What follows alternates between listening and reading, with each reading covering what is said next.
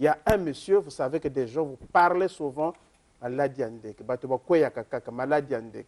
Et aujourd'hui, M. Auguste Balanamon, qui a déjà abordé ce sujet, le grand phytothérapeute, qui est là situé à l'arrêt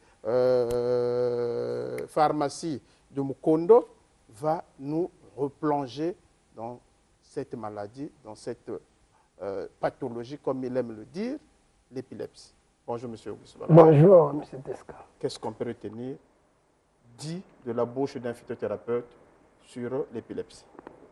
Bon, mais l'épilepsie, comme les gens venaient le dire, maladie andeke, c'est une pathologie qui est souvent une maladie neurologique qui joue au niveau de nerfs et sa base, c'est le neurone.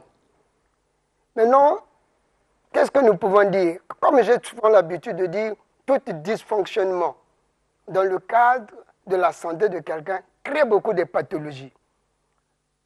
Quand on parle de dysfonctionnement au niveau du cerveau, vous avez beaucoup de pathologies. Et dans ce dysfonctionnement, nous avons également notre pathologie qu'on a souvent appelée maladie andeke, où les gens, on pense que c'est la sorcellerie. C'est vrai, il y a une maladie liée à la sorcellerie. Toute pathologie peut être liée à la sorcellerie lorsque vous l'exposez devant la population. Avec ceux qui sont de mauvais cœur, peut également utiliser cette pathologie, ça devient leur patrimoine. C'est là où vous allez parler de maladie andeke. Donc, en un mot, c'est une maladie qui est héréditaire, mais qui n'est pas contaminée. Donc, c'est un problème de famille.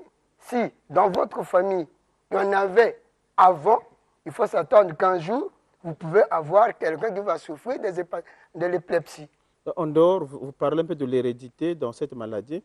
Il y a d'autres causes que vous pouvez énumérer qui puissent faire que les enfants souffrent d'épilepsie. Oui, mais les causes, je vous ai dit qu'il y a un problème de liaison. Oui. Liaison au niveau, il y a des tumeurs, il y a les accidents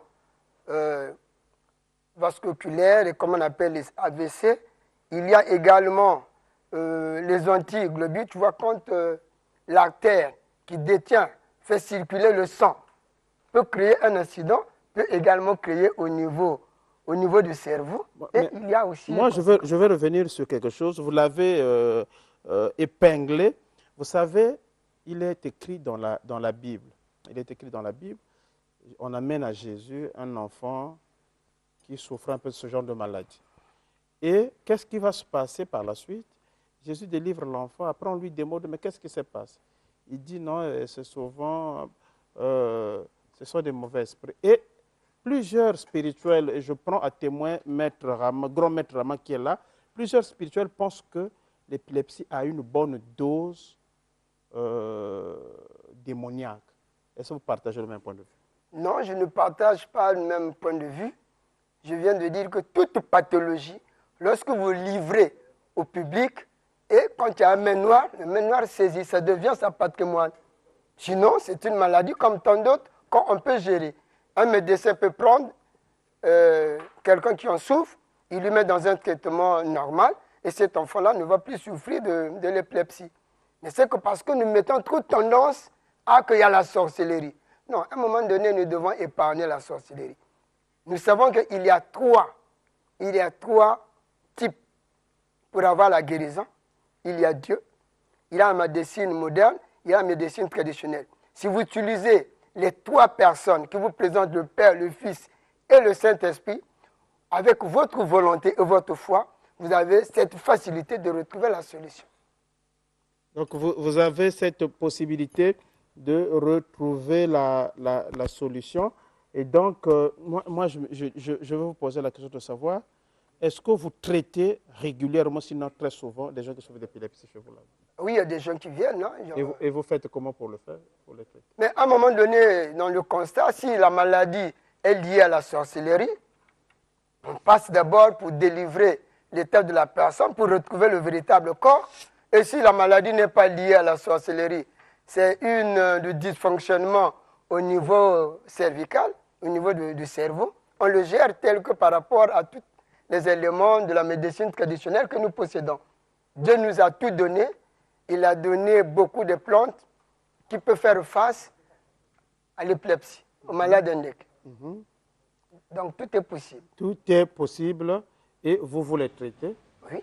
Moi, j'ai un enfant que je dois vous emmener. Vous allez faire comment pour le traiter? Même quand l'enfant arrive, Dieu m'a établi.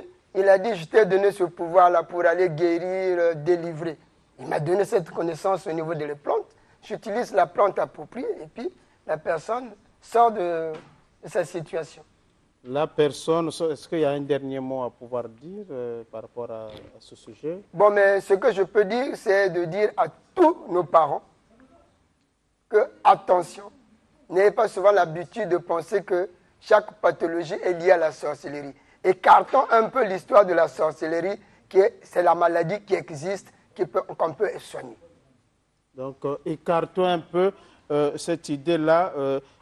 Alexis Bongo, qui vient de nous se déplacer, il va me donner son numéro de téléphone qu'il a omis de nous donner. C'est aussi ça, la magie de la télé-réalité. Et donc, voilà les coordonnées pour rejoindre Alexis Bongo en ce qui concerne le retour des Afro-descendants. On a parlé ici, le projet est pour tout le monde, pour tout Congolais, pour tout Africain qui pense que Camille doit s'élever maintenant. C'est au 06 515 15 15. 06 515 15 15 et au 05 015 87 87.